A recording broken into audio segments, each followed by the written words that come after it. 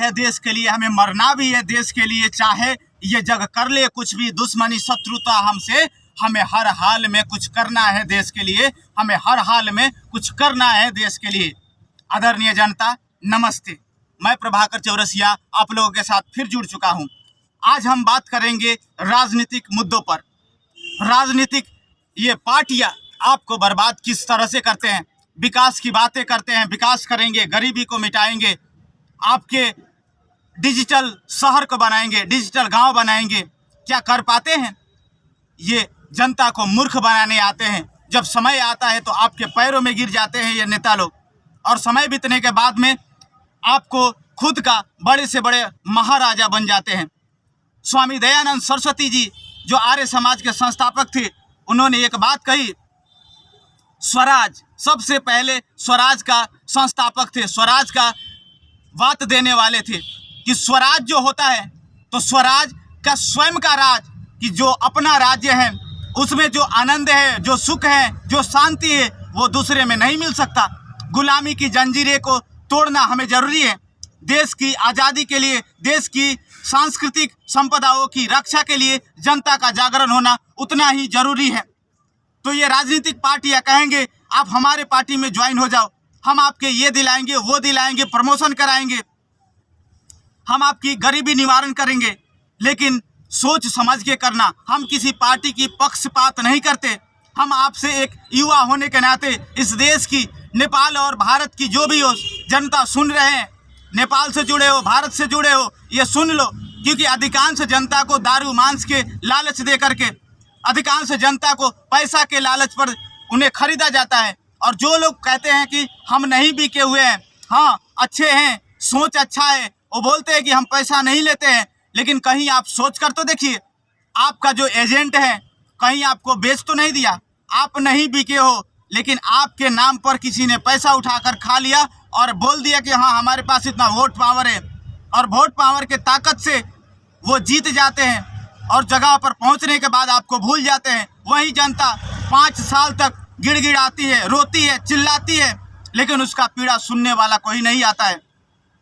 बहुत ऐसे हैं, फैक्ट्रियाँ बैठ सकती थी, विदेशी लगानियों में जो पैसे आते हैं, विदेशी लोग लगानी करना चाहते हैं, उद्योग धंधा चलाना चाहते हैं, आपके देश की विकास के लिए बहुत ऐसे ऑप्शन आते हैं, जब बहुत ऐसे अवसर आते हैं, उस अवसर को खोने के लिए जिम्मेदार कौन? आपका नेता। इसलिए हम कहना चाहते हैं कि राजनीतिक माहौल अभी बहुत गरमाया हुआ है। राजनीतिक पार्टियां, बहुत लोग आपके पास आएंगे वोट मांगने के लिए, लेकिन ये डिसाइड आपको करना है, सोचना आपको है कि देश निर्माण के लिए, समाज के निर्माण के लिए हम क्या कर सकते हैं। ऐसा व्यक्ति का चुनाव कीजिए जो देश की विकास कर सके, देश के लिए सोच सके।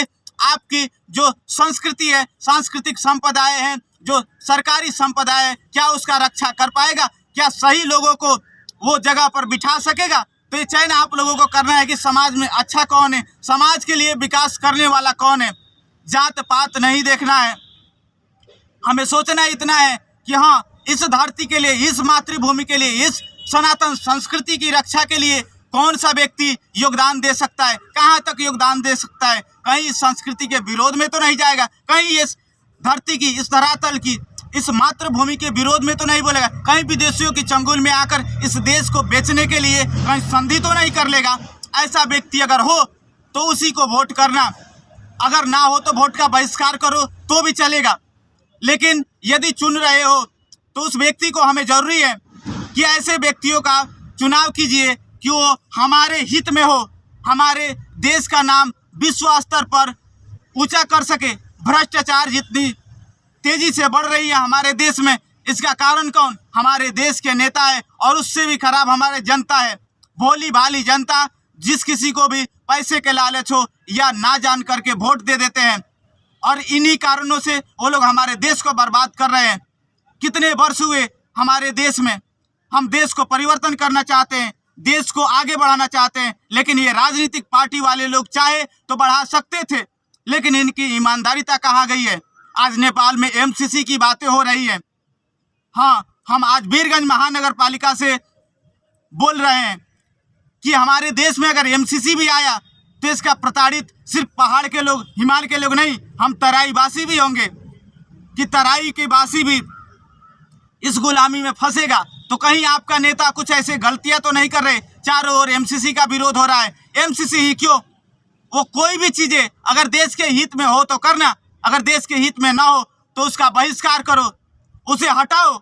और देश की सुधार के लिए और देश के मजबूती के लिए, ताकतवर बनाने के लिए हम जैसे नेपाल वासियों कभी गुलाम नहीं रहे। इसलिए हमें देश को हमेशा आज़ाद रखना है, इस देश की जनता को आज़ाद रखना है। वो चाहे भारत का हो व नेपाल का, इससे फर्क नहीं पड़ता। वो विश्व के किसी भी देश का हो, ऑस्ट्रेलिया का, इंग्लैंड का या कहीं का हो, स्विट्जरलैंड का, कहीं का भी हो, उसका अपना स्वतंत्रता, उसके अपने देश में सुरक्षित रहने का अधिकार है। तो हम कहना चाहते हैं कि आपकी जो भी समस्याएं हैं उसका सुधार हो सकता है। अगर ये वीडियो आपको पसंद हुआ हो तो लाइक कीजिए, शेयर कीजिए, कमेंट कीजिए और इस चैनल को सब्सक्राइब करें। नमस्ते।